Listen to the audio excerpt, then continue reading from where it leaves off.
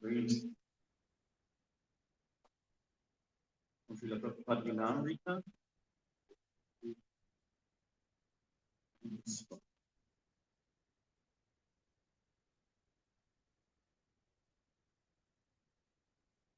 Starting with the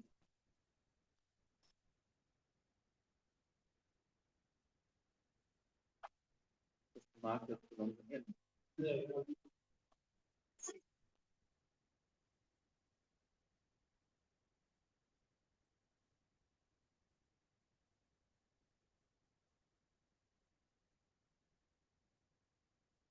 Services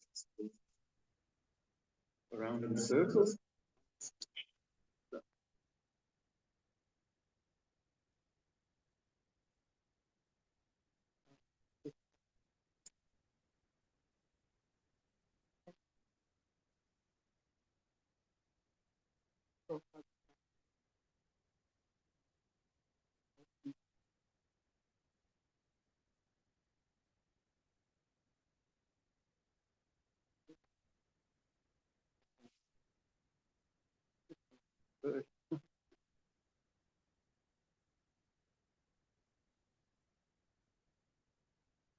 Oh, it's one more. No, it's one. Oh, okay.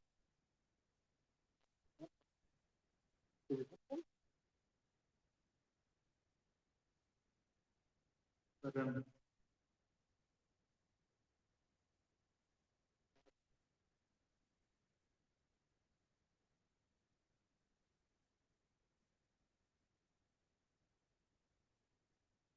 you can read two paragraphs before you find it. Yeah, no, just read it off there, yeah. And while you sign. Oh, maybe just two paragraphs. Yeah. Difficult. It's probably not set the red board. Usual. Nice. When the veranda in the distance. Night watchman taking his his stick right in the tree. There were no cars and only room for told. Prabhupada wondered what it was standing on the stone after this waste the makeshift but it had been a great deal of money and robberies were not. Or perhaps there had been some other thing. Sometime in land negotiation involving large sums of money, the court heard reports denomination serial number. Hare Krishna, can you please set up the sound? That's all I can agree. Oh, that's all we have. Yeah. That's it more? Yeah. We can't hear anything. Someone can't hear anything. Sorting it out. Something about the that's just outside. Not. Yeah, it's a little bit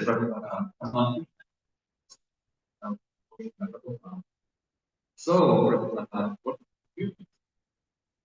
Tamal Krishna was triumphant. The land is yours. Prabhupada perfected the sign. All right. Now,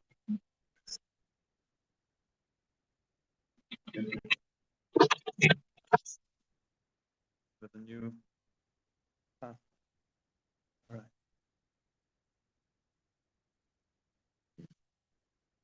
Could you let me know that we start from that letter? That letter? Yeah. Or no, that's not that letter, but from that point. Yeah. Om Namo Bhagavate Vasudevaya.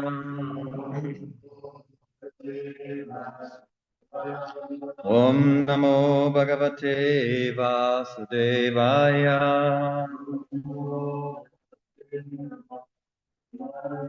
Om Namo Bhagavate Vasudevaya.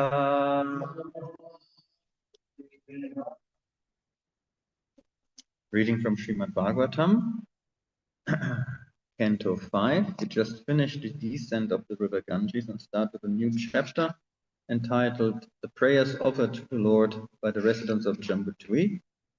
And we're going to read text 1 and 2. Text 1 doesn't have a purport and it doesn't have a meter, so I just read it out loud, read the translation, and you chant text 2. So,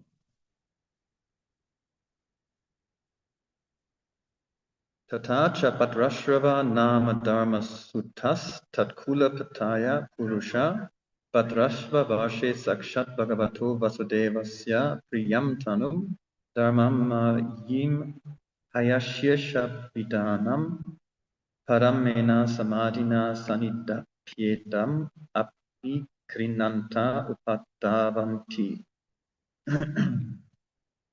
Translation by Srila Prabhupada. Sri Shukadev Goswami said, oh, got that part. Bhadrashva, the son of Dhamaraj, rules the tract of land known as Bhadrashva Varsha.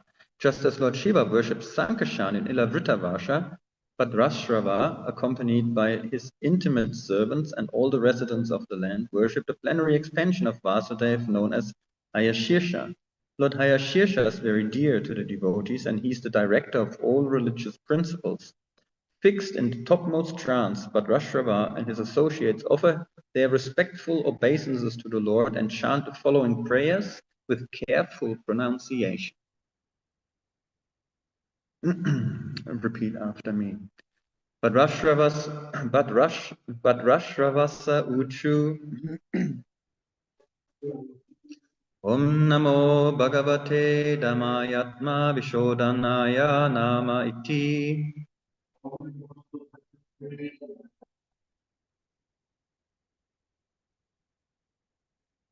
Om Namo Bhagavate Dhamayatma Vishodhanaya Nama Iti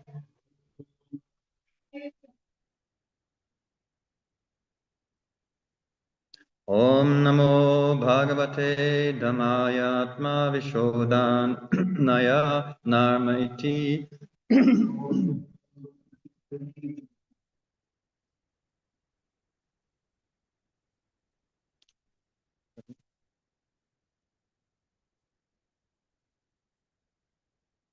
Bhadrashravasa Uchu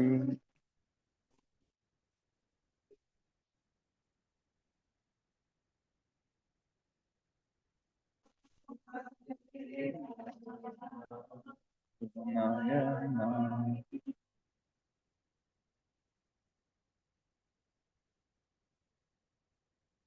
Bhadrashravasa Uchu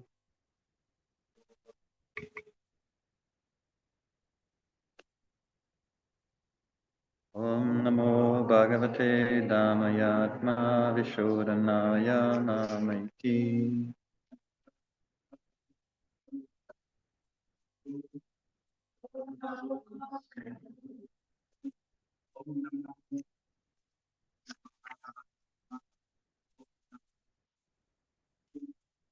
Namo Bhagavate Dhamayatma Vishodhanaya Nama Iti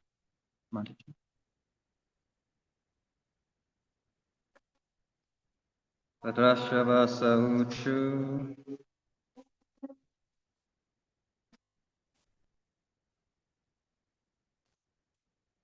Om Namo Bhagavate Dhamayatma Vishodhanaya Nama Iti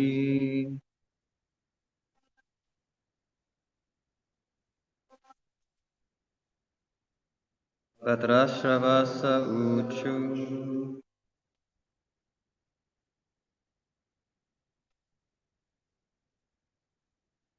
Om Namo Bhagavate Dhamayatma Vishodhanaya Nama Iti Word by word, please repeat. Bhadrashravasa Uchu.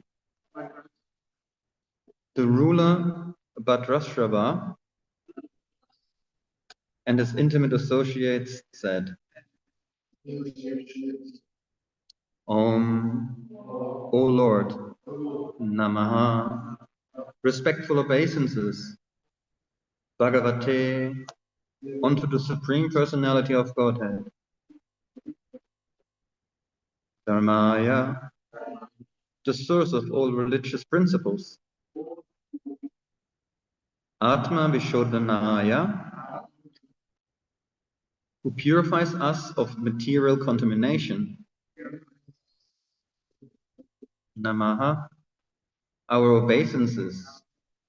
Iti, thus.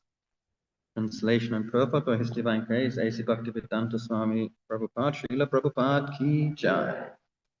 The ruler Bhadrashrava and his intimate associates utter the following prayer.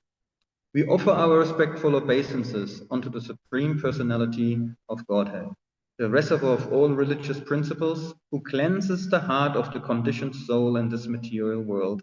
Again and again we offer our respectful obeisances unto him. Purport. Foolish materialistic persons do not know how they are being controlled and punished at every step by the laws of nature. They think they are very happy in the conditioned state of material life, not knowing the purpose of repeated birth, death, old age, and disease. Therefore, in the Bhagavad Gita 7.15, Lord Krishna describes such materialistic persons as mudhas, rascal. Namam dushkritino mudha prapatyante naradama. These mudhas do not know that if they want to purify themselves, they must worship Lord Vasudeva Krishna by performing penances and austerities. This purification is the aim of human life.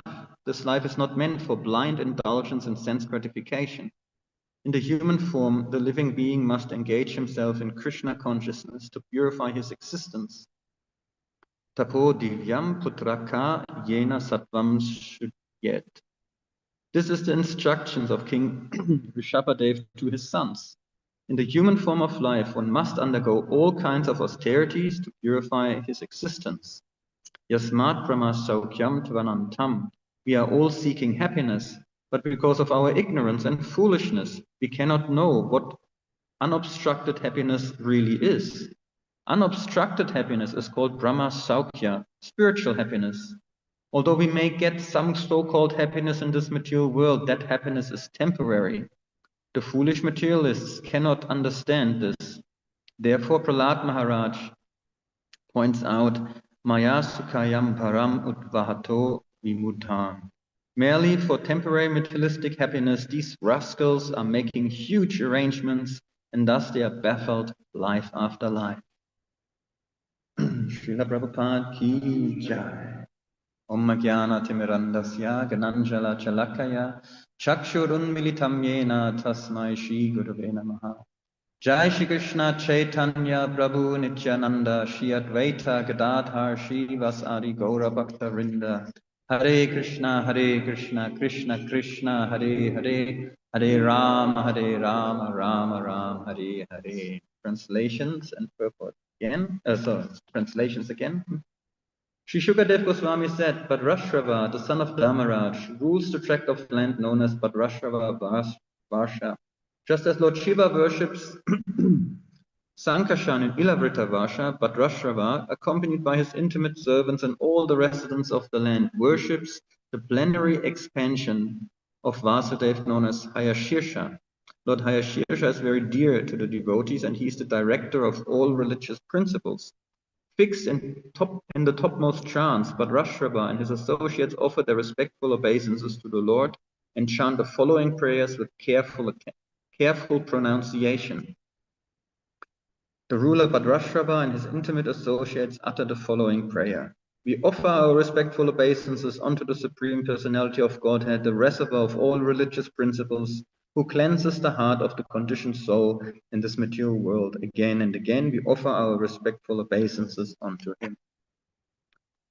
Now we heard in the previous chapter so far the prayers of Lord Shiva, the Sankarshan, and now we are switching to Jambudvip, and we hear in this chapter the different modes of worship in different varshas of Jambudvip. So we're starting with Bhadrashrava Varsha. And here that they worship Lord Hayagriva with prayers. Where to start? It's so many points we can talk about here. Srila Prabhupada, first of all, reminds us about that we're all under the control of material nature.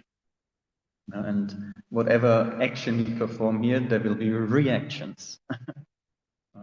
Obviously, devotees are practicing to not do any activities outside of devotional service. That's the goal. But while we are not pure devotees, there will be something happening. We're performing some activities which will cause reactions. And Srila Prabhupada refers to the purport, which is quite interesting because in this prayer, there's no question, no materialist mentioned. It's prayer and glorification of the Supreme Personality of Godhead, okay, who cleanses and purifies the hearts of the conditioned soul. But Srila Prabhupada straight away reminds us, that we are in the material world, and the material world is full of rascals, mudas, who don't understand that fact, the purpose of life, and how to purify our existence. They don't know the purpose of human life. The human form of life is very special because we can understand higher principles. We are not forced, well, we are forced, but we can step out of being forced by material nature to act in a certain way and act according to our eternal internal state, and in Krishna consciousness, using our senses not just for this body to satisfy the whims of the body, but actually to serve the Supreme Personality of God and to make a solution to get out of this material world. And so Srila Prabhupada reminds us here that we are in the material world and that our purpose is to get out. Our purpose is the purification of our existence, and to go back home, back to Godhead. And I had a brief look because I had a very busy week driving Uber because it's Christmas time. Everyone is going out for lunches and Christmas parties in companies. So all the restaurants in the city are very busy. And everyone is celebrating the birth of Lord Jesus by getting totally intoxicated, sponsored by the companies. So and whatever else goes on after those parties, we don't want to talk about here, but it's definitely not according to the four regulative principles. So this week was extremely busy because no one wanted to drive to work or drive home. And I had barely time to read, actually. And then I'm going to take some time off and compensate once the Christmas rush is over. So the restaurants are full of people getting intoxicated, eating abominable things, right? Acting like animals. And the sounds are very animalistic, the laughing and the giggling, like I mentioned before, in the forest of enjoyment. The sounds at night in the city is like a jungle, like monkeys laughing. So that those sounds are just permeating the city at the moment. Yeah, but we are not meant to act in such a way. We are meant to purify our existence by engaging in devotional service to the Lord. And here in that prayer, Atma Vishodhanaya means who purifies us of material contaminations. And we hear in the Sri Ishopanishad that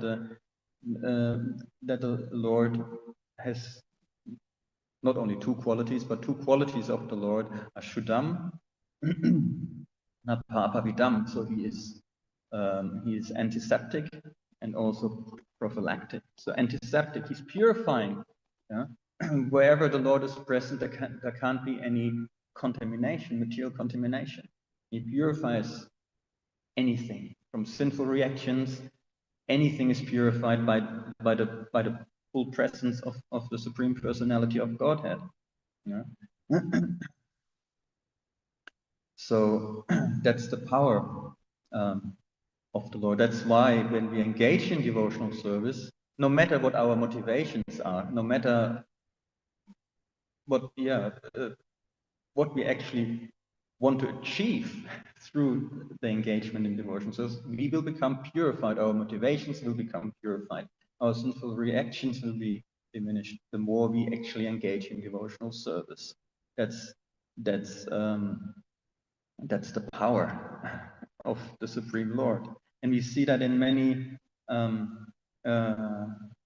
aspects. We should not just eat vegetarian food, because that's also, we also have to kill the plants, right? But it's food meant for us. So we offer everything to Krishna, to the Supreme Personality of Godhead. So he partakes of it, and the food becomes spiritualized, it becomes prasadam, and there is no sinful reaction left, because whatever the Lord touches, it cannot be impure anymore. So that's why prasadam is pure. That's the purifying potency of the Supreme Personality of God. And in that way, we can purify our existence, because we're not eating only sin, as Prabhupada explains in Bhagavad Gita, but we're actually eating Krishna Prasadam, which is free from any sinful reactions. Of course, I think His Holiness Vishwambara Madhava Maharaj was saying once, well, we offer, and obviously we put Tulsi on, so the Lord accepts, because if you not put Tulsi on, well, we don't know if it's prasadam or not, because do we actually offer it to the Lord for him, for his pleasure, or okay, because we have to offer it, so we don't know if it's prasadam. You put Tulsi on, then it's definitely prasadam, because then he will accept it. Yeah. So, but we have also other other aspects. We have in the next canto, in the sixth canto, we hear the pastor of Ajamil, how chanting the holy name has so many purifying propensities that it gets rid of all sinful reaction. Another thing I was always, Ekadashi. Why are we fasting from grains in Ekadashi? Right? I heard there are sinful reactions taking shelter of grains on that day. But well, we're offering it to Krishna. How can they remain in there? Right? So it's pure. Prasadam is pure. There can't be any contamination. But Lord Chaitanya was asking his mother to please not eat grains on Ekadashi. That's why I don't eat grains, because that makes sense. Okay, let's follow Lord Chaitanya. There's a purpose. We want to increase our devotional service, but prasadam cannot be contaminated by anything, because the Lord is Shuddham, he's antiseptic, it's pure. Prasadam is always pure, except obviously if there are some intricacies how the thing can take shelter in grains in prasadam, I don't know, but prasadam is always pure, cannot be contaminated. Otherwise, the Lord would not be Shuddham, not antiseptic.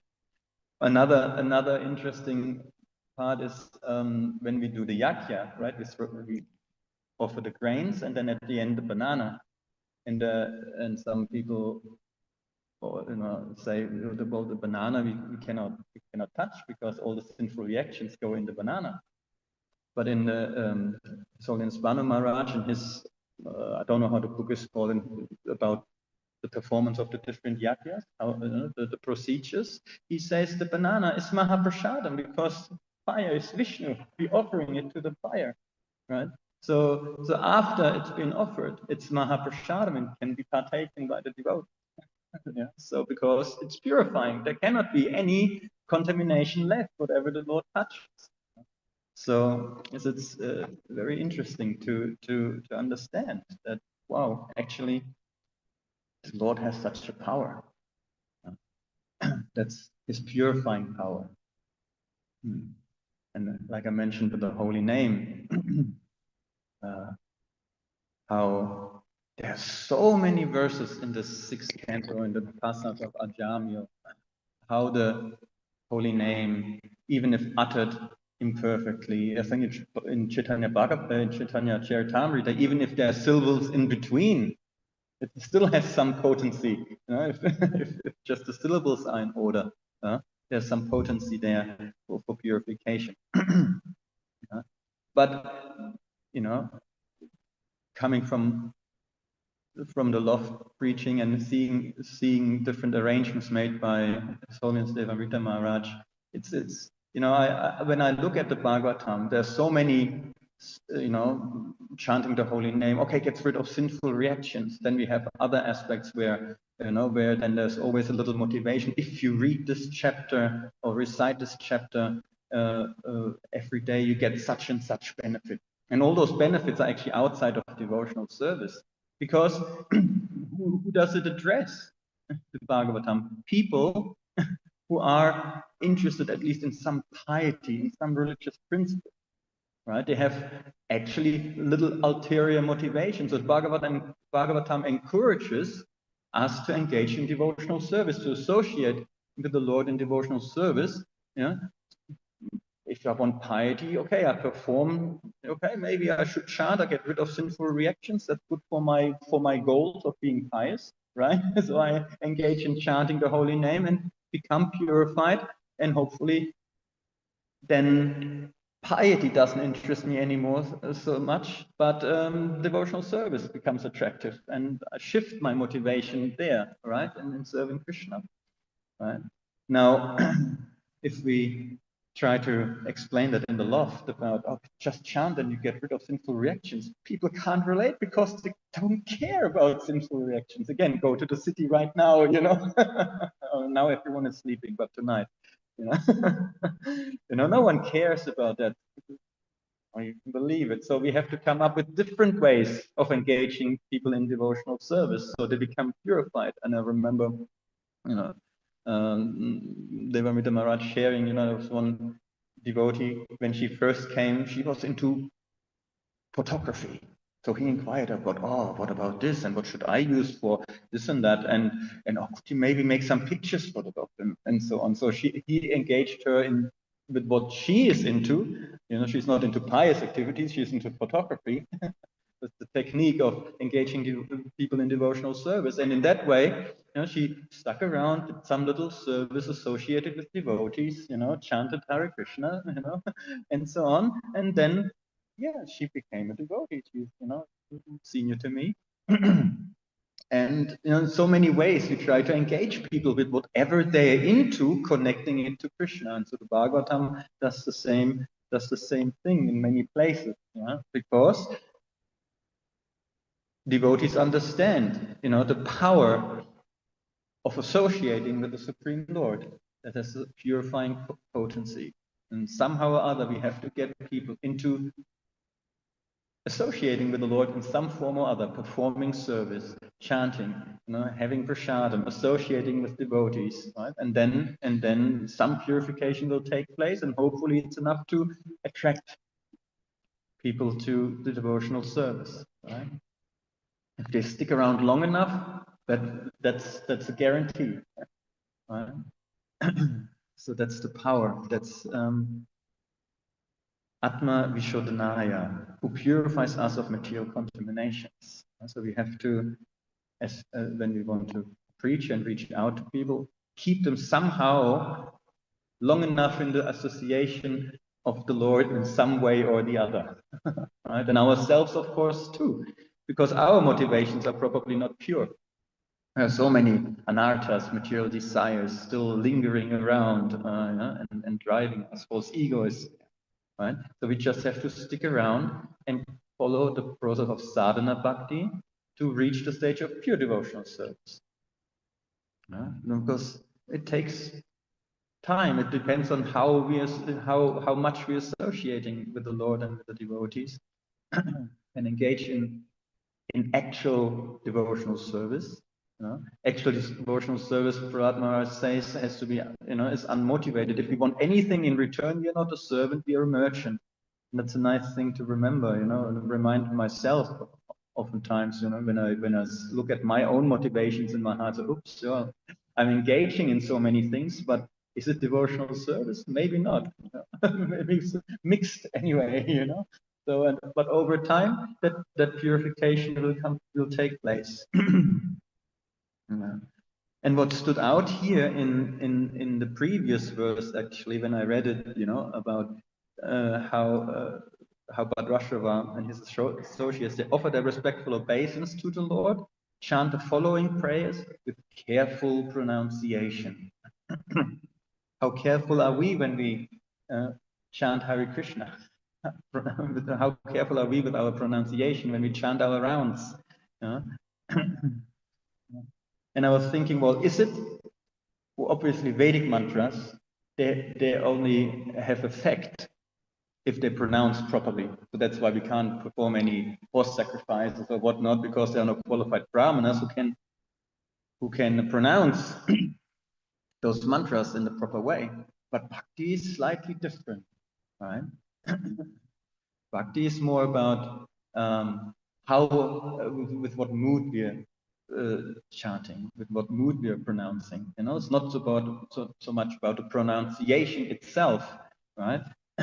Obviously, if we have the understanding of the pronunciation, we should do our best to do it properly. But you know, we have this pastime in the Chaitanya Charitamrita of the illiterate brahmana who recites Bhagavad Gita every day, and everyone is laughing at him because he cannot pronounce it properly. But Lord Chaitanya is very pleased when he asks him, well, why are you crying when you read it? You know, and he explains his heart, how he sees Lord Krishna and Arjuna, and he's just so amazed, I think, how he accepted as how Krishna agreed to be the chariot driver of Arjuna, right? So it's bhakti is not so much about a pronunciation, and we have to sometimes watch out a little bit if we focus too much on certain externals like pronunciation. We have to make sure that we're not acting, you know, in terms of niyamagraha, just following the rules and regulations, not for the aim of spiritual advancement, right? Just maybe it's a little false ego thing, but just see how excellent I can pronounce Sanskrit, how excellent I can pronounce Hare Krishna, you know, something like what expert brahmana I am, because easily niyamagraha in both cases is false ego. Yeah, if we just follow rules and regulations for externals without the aim for spiritual advancement, we want to show off how great, how good we are in following the rules, be it pronunciation, being puja, being cooking, whatever it is, you know, knowing all the verses of Bhagavad Gita by heart, but with a mood of showing off rather than meditating on them, you know, and doing it in a service mood. So that's one aspect of Yamagra. And the other one is because we pick up on that, right? If you see someone and there's a little feeling, well, I'm not sure if that's devotional service or if it's showing off. We can pick up on that mood, you know, and then we easily go into opposite and like, actually doesn't matter so much. Pronunciation doesn't matter at all. Who cares? You know, I know better anyway. It's about bhakti, it's about something else. You know, I can have my own way of getting into bhakti. So we know kind of better than the previous acharyas. We know better than Krishna. We know better than Arjuna. We know better than Srila Prabhupada and Gurudev. You know, we're not following the rule so much. You know? So, but at the same time, when we look at this aspect of pronunciation, for our personal application, for our own chanting, yes, there are hard and fast rules in chanting, but if we sometimes focus a little bit on the pronunciation, we actually pay attention to what we're doing, right? Because oftentimes our personal japa, our personal chanting, because we do it every day, some over familiarity easily creeps in, and we take it very lightly because we forget a little bit of what we're doing, and instead of chanting the Maha Mantra with rapt attention and proper pronunciation, we kind of slur it, and you know, our mind is somewhere else, and it's nish nish ram ram, or hey, we're calling the cat, hey, catty catty catty, come come come, you know, or something, you know, and we're not actually focusing on the pronunciation. So if we remind ourselves, actually here, Bhagavatam reminds us, you know, Lord Bhadrashava, he was pronouncing the mantra he was chanting, with careful, you know, very carefully. So if we carefully chant the Maha Mantra while chanting in Japa and Kirtan, then automatically attention goes back to what we're actually doing. The attention is there at the holy name, and carefully pronouncing and carefully hearing as well, because if we focus on the pronunciation, we automatically engage our ears as well, right? So that we can take from here. But again, making sure we're not drifting into some external things, you know, like one devotee mentioned that one Maharaj, you know, just as an example, you know, if we chant the morning prayers, Shri Guru Vastakam, in the last verse, Yasya prasada bhagavat prasado, Yasya prasadan nagati utopi. There is, I didn't look it up before I now say, but it's Yasya prasadan nagati utopi. So there are two ends. If we skip the first end, then it means, you know, by your mercy I go to hell. So I didn't look that up. So if you're not pronouncing it properly, we may chant something very different of what it actually means. So I didn't verify anymore. I just take it as I heard it. So we have to a little be careful. Now, if we have the ability, we should try to make it do the service to our best ability, right? But at the same time, it's not about the externals, it's about what's happening ultimately in the heart, because I don't speak any Sanskrit.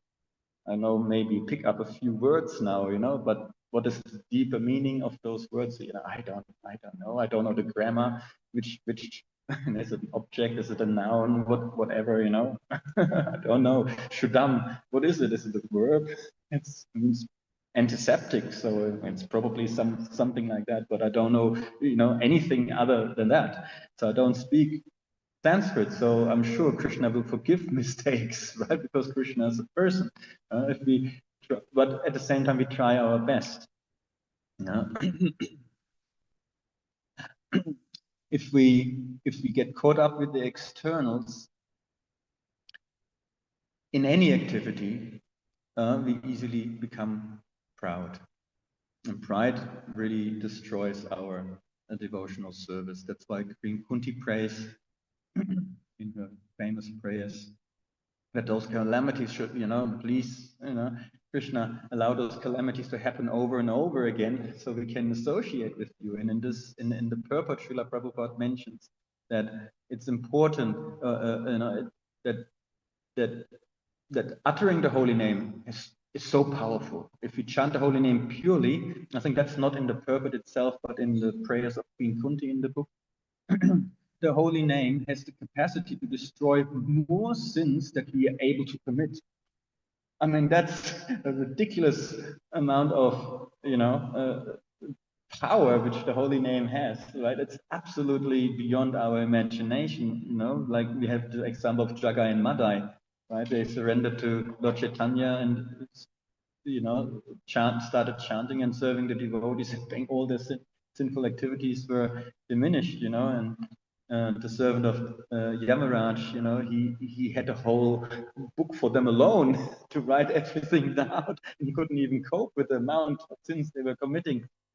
You know, chanting the holy name once destroys more sins than we are ever able to commit, and we are eternal. So it's it's an incredible amount of power in the holy name. But it depends on the how we utter the holy name, with what feeling we utter, what we have to feelingly utter the holy name.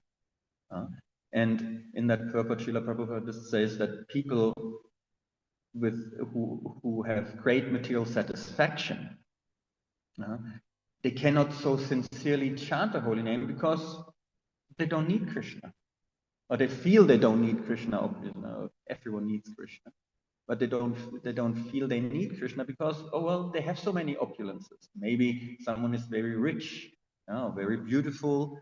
So why should I worship the Lord? And the prayers of Kunti says, Srila Prabhupada says, in this regard, how people go to the church on Sundays and praying for bread. Poor people go to church. Rich people, why should I go to church? I have enough bread. I don't need God. So we need a certain amount of distress, like Krishna says in Bhagavad Gita. 4 kinds of people that come to him, and one is the distressed. Because who else can help? even Draupadi, right, in distress when she was about to be disrobed. First she held onto her sari, called out to everyone else, and then prayed to Krishna while still holding on. And then she realized she has no chance, and hey Krishna, hey Govinda, and then Krishna protected her, right? Because Krishna is the only shelter ultimately. But the more competent we feel we are, the less we think we need Krishna. And so one of the opulences is also high education, and it could also be high spiritual education. That it leads us to a trap that, okay, actually I'm so learned now, and we become a little bit proud. We may start feeling like, oh yes, I'm guru, I should have disciples. And we see that happening here and there, and and devotees getting a little bit intoxicated by their learning, maybe, or the imagination anyway of being so learned. So we have to remind ourselves that that any opulence we receive, even renunciation, it can lead to pride, and we have to watch out that we not step into this trap, and just reflect on our activities and our attitude, but with which we do things, being giving class, be it service on the altar, cooking. Pride is a symptom of the false ego, and the false ego can destroy any good thing, any, even book distribution. It can destroy our devotional life if the false ego enters and we're not noticing it, and we're not taking advice from others and shelter of others, and bang, it can destroy our devotional life. Oh, I'm such a great distributor. We all puffed up, so if you're not watching out. So any opulence, anything we're good at is a big danger because it could lead to pride if we're not very careful. So we always have to remind ourselves who is actually in charge, who are we doing it for Krishna, right? We're doing it hopefully, no matter with what motivation we came originally to Krishna consciousness, to Islam. Hopefully our motivations, our natras become purified because we're engaging sufficiently in devotional service. We're associating sufficiently with the Lord in so many different ways, in whatever way we're associating with Him. As the deity, in performing worship there, chanting the holy name. So we have, because ultimately we chant the holy name, and Krishna is right there associating with us. So we have to turn mindfully to Him, and the more we are doing that, hopefully our motivation become more and more purified, because that's the process of sadhana bhakti, that that we're practicing devotional service. Devotional service means ultimately pure devotional service, right? And that means we have no motivation. We're free from false ego. So right now we have mixed devotional service. We're engaging somehow. We're practicing because there's some attraction. There's also lots of, for myself, there's so many hindrances, which are basically just false ego aspects, motivation. I still think I have to achieve something in this world. But there is nothing to achieve. The only thing to achieve here is, like Prabhupada said in the purpose, the purification. That's the purpose of human life. So we finally get out of this material world. There's nothing to achieve here. There's nothing left to accomplish here except getting out. The only thing of getting out is, ridding ourselves, allowing the purificatory power of Krishna to rid all our anarthas and misconceptions, and understand our position as servant of Krishna. So that's probably a good part. Stop. A nice conclusion. Any questions? Any comments? Any criticisms, Mataji?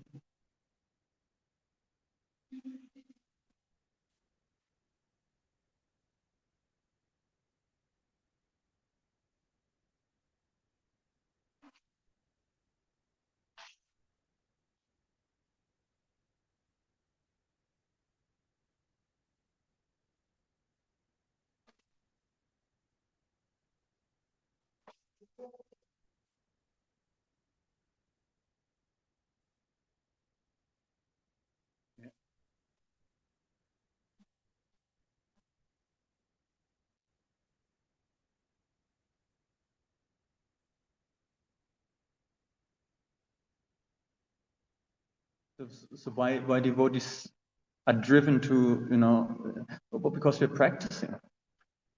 We're practicing devotional service. So the question is, why we are kind of, even though we are engaging in devotional service, why are we still driven towards material enjoyment? Yeah. Yeah. Because the conditioning is so strong. And we have to remember, well, that's my, I'm sure there's so many possible answers.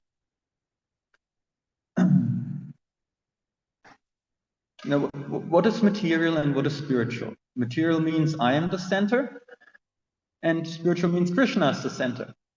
Yeah? And when we're practicing devotional service, sadhana bhakti, then hopefully that's the purpose is, like Krishna says, is day and night. What's day for the materialist is night for the introspective sage, and so on. So we have to our conditioning, our experience is all on the material platform until we come to Krishna consciousness. And it's not that we suddenly have only Krishna in the center. Right? We're somewhere in between.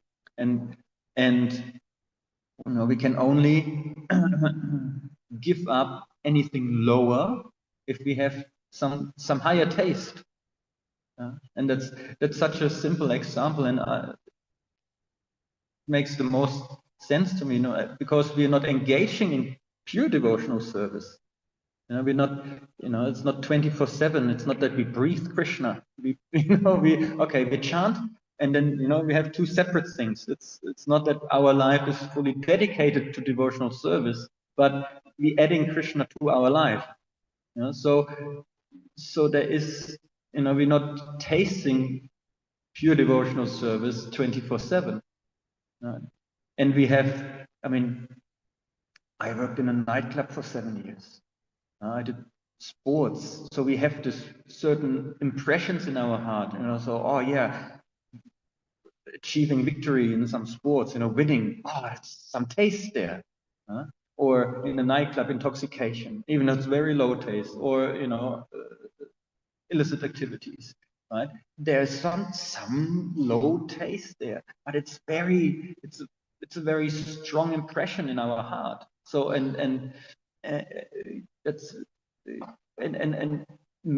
remembering that, it can pollute. There's some taste, but then you rationalize. Oh no, actually not. So we kind of, there's a little battle going on. We're not free of false ego, and we have such a strong conditioning. We have memories of past excitements, right? And it's very strong. That's why we should try to engage in devotional service, but also try to bring our activities more to the mode of goodness, right? Because passion and ignorance just draw us down so much, and we have so many experiences in passion and ignorance, right? that it that's what's drawing us. You know, we are not fully engaged in devotional service, and we need taste. And sometimes when we're not attentive in chanting, in our service, whatever service that is, it's valid for all services. If we just do it out of duty, because we have to, and then there is the less and less taste because we're not actually seeing what we're doing. Offenses, the 10 offenses in chanting, the root cause is inattentiveness. And inattentiveness comes easily from over familiarity. We do it every day. Yeah, we do it automatically.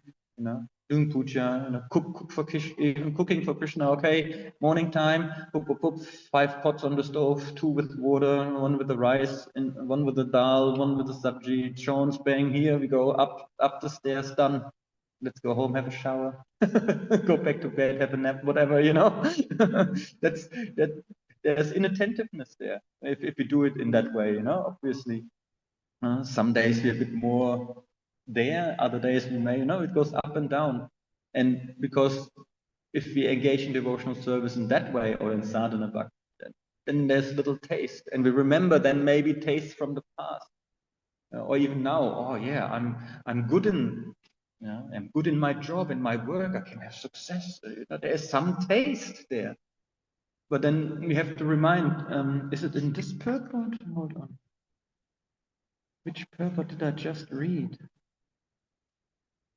No, here. No, I just read this week a purport, and I wonder if it's here.